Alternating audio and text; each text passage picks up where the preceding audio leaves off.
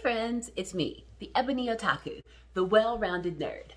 We're going to continue our journey into Asian ingredients today. So last time I did a food video, I dived into sauces. So many, so many, and they're all wonderful. And I hope you've started stocking your pantries. Today, I'm going to focus on dry ingredients. So what are those, other items out of the Asian grocery store that I might need to put in my pantry if I want to make some of the recipes that we're going to get to in later days. So let's go ahead and dive right in. You're going to hear some tic-tacking behind me. That is my puppy. Here he is. Say hi, Sammy. Sammy, say hi. Hi. Okay, that's who you hear. He's going to be a part of it. That's what he does. I think I want to start with items for soup bases. So, as I told you last time, homegirl got some digestive issues, so who eats a lot of soup is me. Have you ever made, soup, ramen, stock, and you're just like, I can't quite get that flavor? I'm about to bust the flavor world wide open for you. So, stock adds first. Here's the first one that I'm going to show you. Well, first two, really. And, don't hate me. I love a mason jar. So at me in the comments. If it can go in a mason jar, it's in one. But these two. Now, my descriptions on the jars don't do it justice. But these are powdered stocks. One is a beef stock and the other is a fish stock, like an anchovy-based stock. They're very salty, first of all. And when you use them, a small amount of this at the end of making a stock with vegetables or even starting a soup with a pinch of this, flavor transport. I love making my soup bases from scratch. I'll go to the butcher, get the bones, or, I'll take the whole chicken, take the chicken bones out, make stock with it. I love doing that, boiling down all the vegetables. But if I'm just trying to have a quick meal, I want to make a quick dumpling soup, or I don't want to use the packet powder that's in the ramen, I'll turn to one of these to make my stock. And this even works outside of Asian cooking. There's a lot of dishes out there that call for a stock or soup base.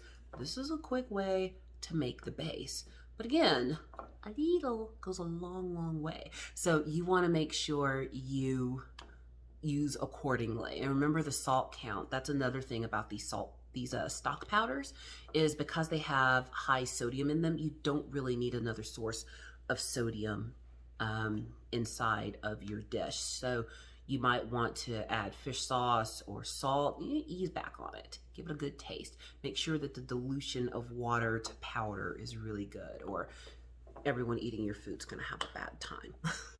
Now, I'm about to give you the secret of all secrets.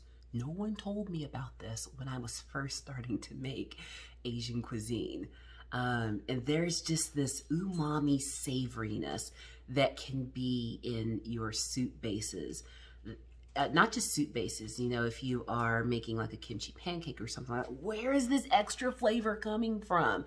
Well, I'm gonna tell you.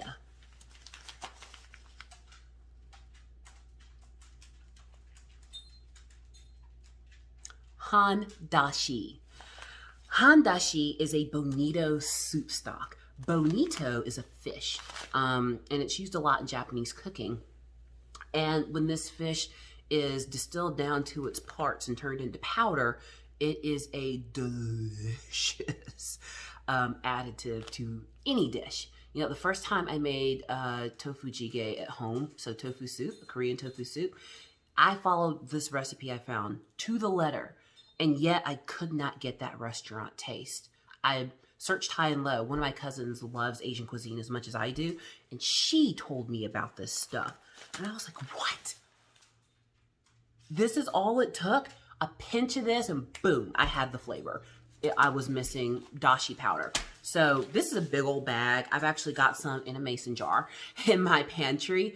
But when that jar runs out, I will be pouring this into the jar. So I always have dashi on hand. And honestly, a bag that big lasted me a whole year. Just like with your stock powders, this much is all you really need. Don't overdo it with the stock powders. Now we've talked savory. Let's go into the sweet category. Couple of sweet dry ingredients that I think everyone should have in, not just in their Asian pantry, but their pantry in general. The first one in a mason jar is rock sugar. I love this stuff, not to eat. And it's great, of course, to throw in your tea or coffee. There's a lot of dishes out there that need that extra little bit of sweetness. This is a good way to get it. There is a Korean potato side dish that I love to make, and you can put honey in it, rice syrup, regular old sugar. This stuff works great too. It dissolves well. I have taken it with me when I travel to put in my coffee and have to write in big letters on the jar that, you know, this ain't a thing. This is so that the TSA wouldn't take it from me, and I've never had issues. Probably not these days. I would take that risk. But highly recommend this. All Asian markets sell this stuff. So good. Keep it away from people who have kind of a sugar fix because they'll look at it and think it's rock candy. It is not rock candy. I mean, I guess it kind of is. But this is definitely for cooking. So absolutely love it. But there's another form of sugar that I absolutely love. And I have to keep this one in an airtight bag. Let me see if I can get it out. Get a piece of it out. Oh, here comes my doggy. He thinks any rustling paper is a treat. But this stuff, isn't it beautiful? This is slab sugar. I cannot explain. Like, look, it's a little white, a little golden. This sugar has the most honey-like taste. If I'm making a hot pot, there's a couple of noodle dishes I use this for. I don't use it very often. You know, one bag lasts me for several months of slab sugar. But this stuff, it's almost like solid liquid sugar. That's the best way I can explain it.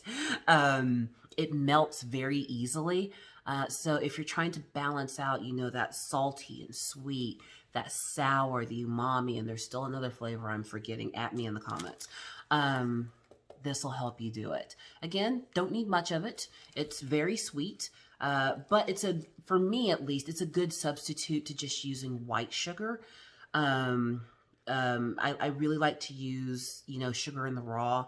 A lot of the slab sugar is closer to sugar in the raw, but it's not truly sugar in the raw. But it's just got this honey-like flavor to it without using honey. And I like that a lot.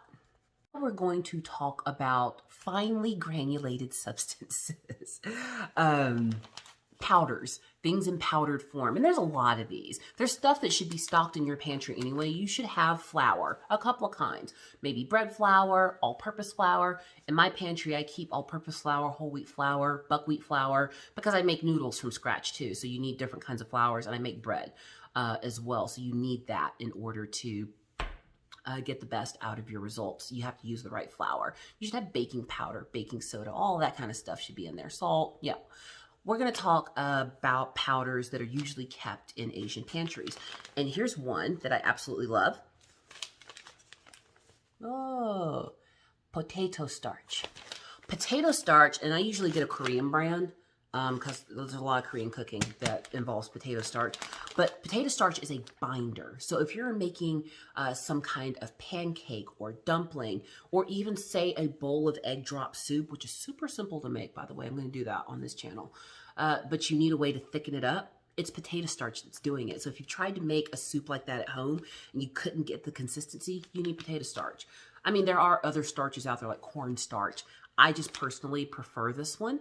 And you can find this at any Asian grocery store. And I think a lot of Western grocery stores are carrying this now as well because it doesn't add like, you know, any extra gluten or anything like that to what you're eating. And it's no taste as well. So when you're mixing it in to strengthen your binders in a dish or to create that good consistency in a soup, you don't taste it if you mix it in correctly. You can't just dump it in. You have to take a little bit, stick it in like a ladle, mix it until it's good and dissolved, and then put it in and swirl around. You want it completely dissolved. I love a potato pancake. It's one of my favorite just snack dishes.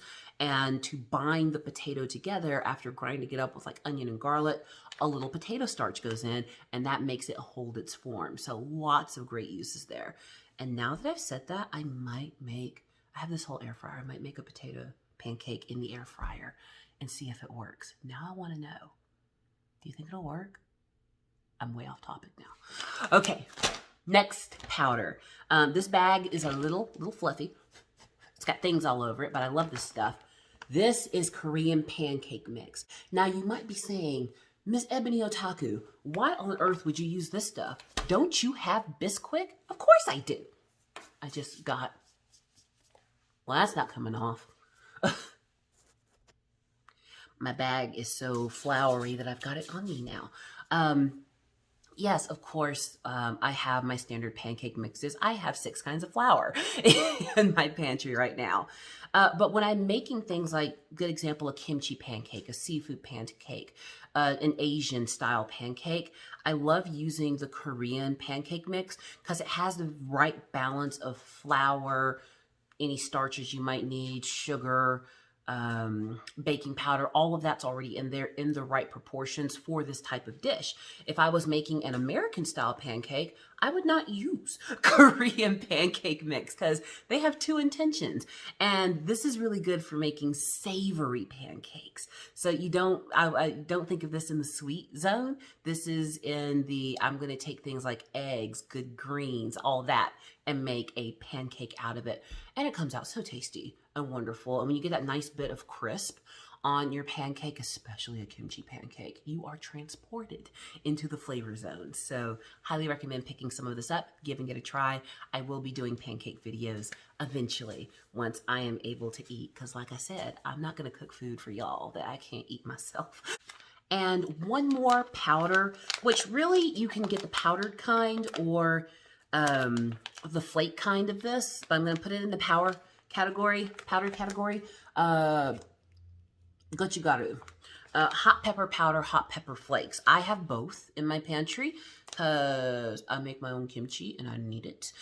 That, and it's good for flavoring anything. If you want that kick of spice, there are some dishes that are specifically spicy and very red. This is usually where that red color is coming from.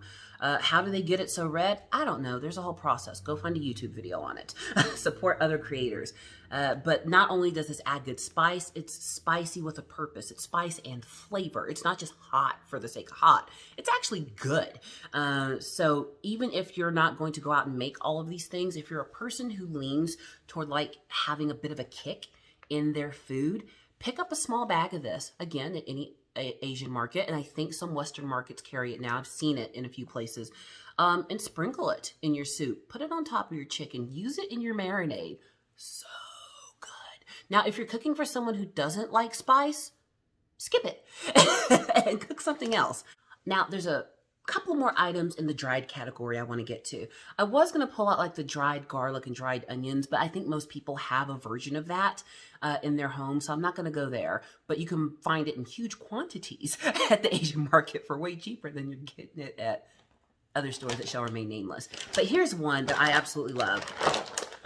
Dried mushrooms. Mushrooms are expensive, fresh. And these are actually dried shiitake mushrooms. They have good flavor. They're a good size. You don't need many of them. Whether you just want to eat mushrooms in your whatever you're making, or you need them for a stock or soup base. Hi, doggy. You're so cute. Whether you need them in a stock or soup base, these are great. Now, they're dried, so you do have to reconstitute them. In water, there's several methods for reconstituting mushrooms. You can do it in your soup. You can do it on your own and then have mushroom water to pour in your soup. So many ways to do it. But because they're dried, they're basically not going to go bad. They have a long shelf life, and I like that because I don't feel like I have to use them all up. If you buy fresh mushrooms, and once in a while I do for certain dishes, you got to use them pretty much immediately. They don't last for a whole long time in your fridge, and I like the option of dried. Now, also in the dried category are our dried greens. If you don't make a lot of trips to the store, dried greens are a great option. Here's my favorite dried green. This is dried seaweed. So this is seaweed in strips, and it's for eating. It's not, you know, a garnish or anything. But because it's already in strips, I can make seaweed salad out of this. If I make, say, homemade miso soup, I put a little bit of seaweed in that, of course, and we'll get to miso and paste and all that in another video. Also, you know, this is just good as a snack on its own. Reconstitute it, saute it a little bit with a little sesame oil, a little vinegar. delicious. And this doesn't take long to rehydrate at all.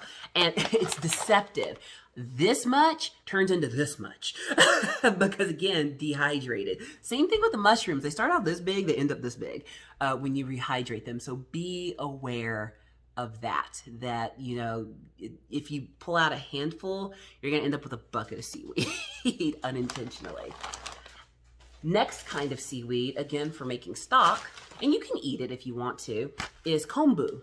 I get mine already pre-cut into strips, but you can buy it in these big, long sheets. And I used to have that, but I just like this better because I can pull out what I need instead of, you know, having to deal with this whole big bag.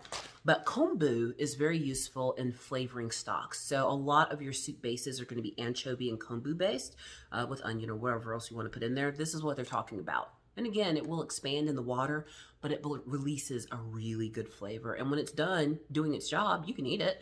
You can use it as fertilizer. You know, either is fine. And there's one more seaweed. And, you know, it depends on who you're talking to, what they're called. But, you know, nori sheets. And I've also got on the backside here gimbap wrappers, which they're close to being the same thing. It's just their processing's a little different and they're a little bit different size. My gimbap sheets are a little bigger than the Japanese nori sheets. Nori sheets are traditionally used for wrapping kimchi. I also use it if I'm having just a base rice dish. Crush it up, you know, heat it up a little bit, get a little char on it, crush it up, put it on top of my rice with some egg, delish, or just lay a sheet in my bowl and stick the rice in there. That's also good. This stuff is delicious. When you're making gimbap, which is like a Korean rice roll that has ingredients in it, usually like a pickled radish, some kind of meat, and another vegetable in there. And you can be as wild as you want with gimbap. There's so many ways to make it. But it's all cooked food and rolled up. It looks like sushi, but it's cooked.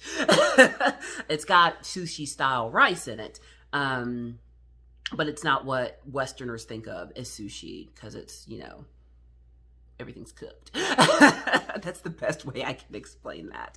And then also as well, because it's kind of made in the same style, you can use it as an accompaniment to rice. It wraps things. If you make rice balls, you can wrap those in nori or in the gimbap wrappers as well. I love a good rice ball if I'm having to go out, maybe like go to the winery with my friends and we're having a picnic. Rice balls are an easy dish to make, and wrapping the seaweed around them when you're done kind of holds their shape, and it keeps any moisture from getting around in your lunchbox. And you'll see those a lot in lunchboxes as well because rice balls are easy to make. We'll do those eventually too. I hope you enjoyed that tour of dried ingredients. You know, I'm new to this, so I don't have an outro, but I hope you're going out and stocking your pantry so that when we start cooking together, you'll have all the things you need. So please like, comment, and subscribe, and I hope to have a food conversation with you down in the comments.